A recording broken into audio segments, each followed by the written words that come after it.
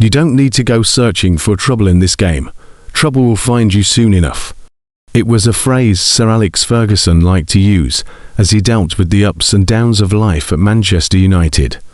Prior to Monday, Manchester United seemed on course to qualify for the Champions League. By midnight, doubts were setting in after the home defeat by Leeds. Yet Michael Carrick's side are still in a very strong position. They go to Chelsea on Saturday, 7 points clear of their sixth-placed hosts, with 5 spots available. A draw would leave them needing a maximum of 10 points from their final 5 games to secure a return to Europe's elite club competition after a 2-year absence. That would be a year ahead of schedule and a reason to celebrate at Old Trafford. But it would also bring issues to solve, not least the futures of goalkeeper Andre Onana and England forward Marcus Rashford. Doing well in Turkey and Spain, both players are spending the season out on loan. Onana's United contract runs to 2028. The Cameroon international joined from Inter Milan for £47.2 million after an outstanding season, which ended in Champions League final defeat by Manchester City.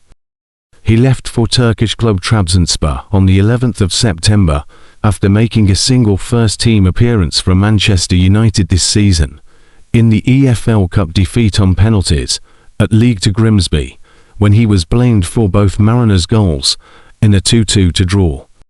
Rashford joined Barcelona on the 23rd of July, having already been placed in Ruben Amorim's bomb squad and told to train at different times to the first-team squad.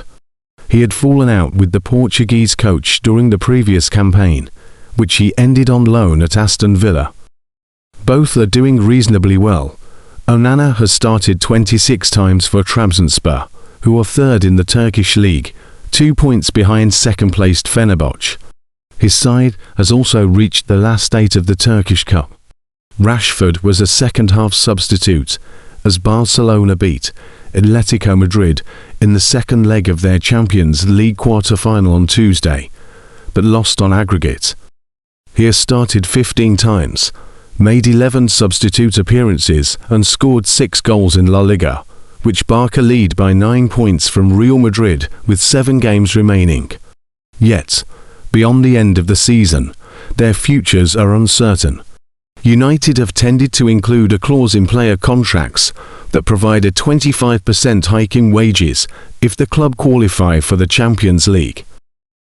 Prior to last season's Europa League final, it was estimated beating Tottenham would cost them £30 million in bonuses.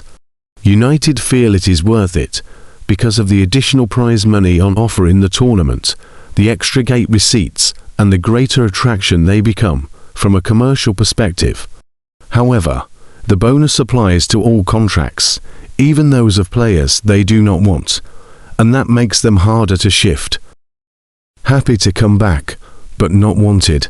What happens now? Onana expects to be told at the end of May what Manchester United plan for him next season. There is a basic reality to this situation though. Trabzonspor are paying his £6 million a year wages. That salary will go up if Manchester United are in the Champions League next season.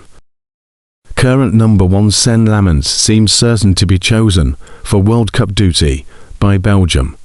Altay Bayindir's future is uncertain anyway because of interest from Besiktas, who tried to sign him in January, but regardless, he's expected to be part of Turkey's squad. It means Manchester United are likely to be short of experienced goalkeepers for their opening pre-season game against Wrexham in Helsinki on the 18th of July, the day before the World Cup final, and maybe 4 games that follow that given players are entitled to a 3-week break after their last tournament match. It is possible Radik Vitek, who has had an outstanding season on loan at Bristol City, could still be at Manchester United in mid-July, but he made it perfectly clear in an interview with BBC Sport last month he wants to play next season and has no interest in being anywhere to sit on the bench for an extended period. Sources with knowledge of Onana feel his current mindset is that he will be returning to the club, hoping to play during pre-season, and then try to convince the new permanent manager he can be part of his plans.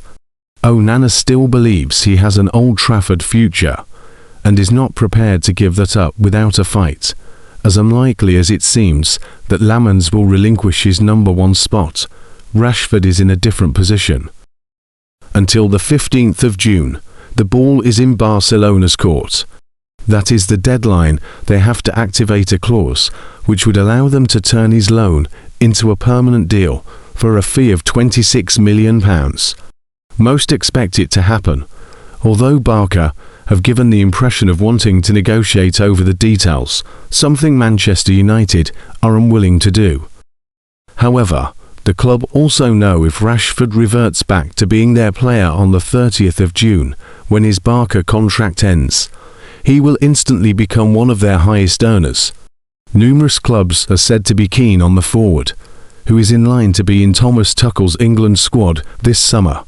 Manchester United might think they can get a bigger fee from another suitor. But can they get a bigger fee and cover Rashford's wages? Not many clubs in Europe have Barca's status and global pulling power. As it stands, both players are said to be open to coming back if needed, while United don't want to address the issue publicly, as they still have work to do to seal a Champions League return. If they do, then the negotiations will start. It might not be easy.